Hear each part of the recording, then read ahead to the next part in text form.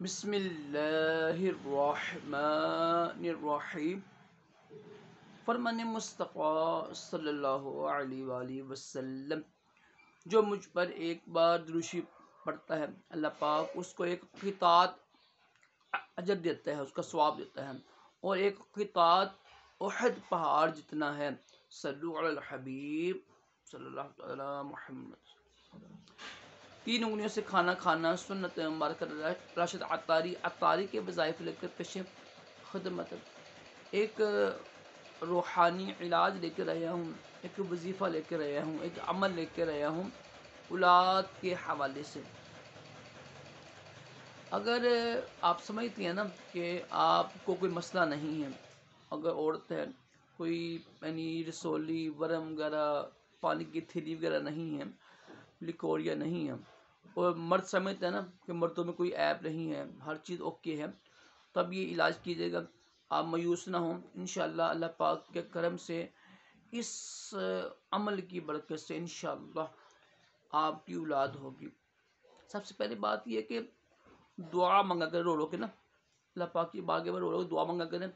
پھر جو ہے نا طریقہ سیکھیں کس طرح یعنی اولاد کا حصول حاصل ہوتا ہے، کیونکہ کئی لوگوں کو، ہزاروں لوگوں کو پتہ ہی نہیں ہے کس طرح ہم بستری کرتے ہیں، کیا حساب ہوتا ہے، یعنی کس دنوں میں کرتے ہیں، لوگوں کو پتہ ہی نہیں بیچاروں کو ہے۔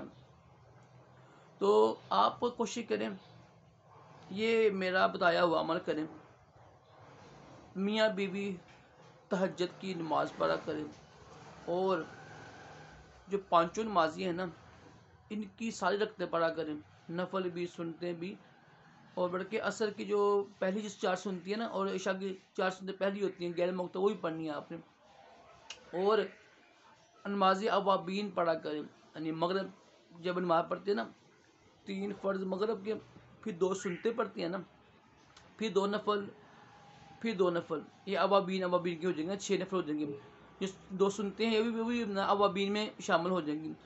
اور جو نا عشاء کو 4 کی نماز بھی پڑھا کریں، یا فجر کی نماز پڑھتے ہیں نا تو جب سور نکلتا ہے تو 20 میں وہاں بیٹھ جائیں، دروشی وغیرہ پڑھتے رہیں، پھر 2 رکعت شراق پڑھیں، 2 رکعت چاشت پڑھیں، انشاءاللہ ڈیروں انشاءاللہ خزانہ ہاتھ آئے گا۔ اور میاں بیوی کوشش کریں یا نا یہ اس کی کیئر کریں، حرام کام سے بچیں، گانے فلموں سے بچیں۔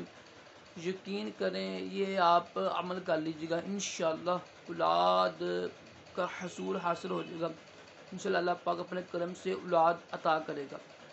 اللہ پاک ہم سب کو بھی تمام گناہوں سے محفوظ رکھے، دونوں جہانوں کی بلائیاں عطا کرے۔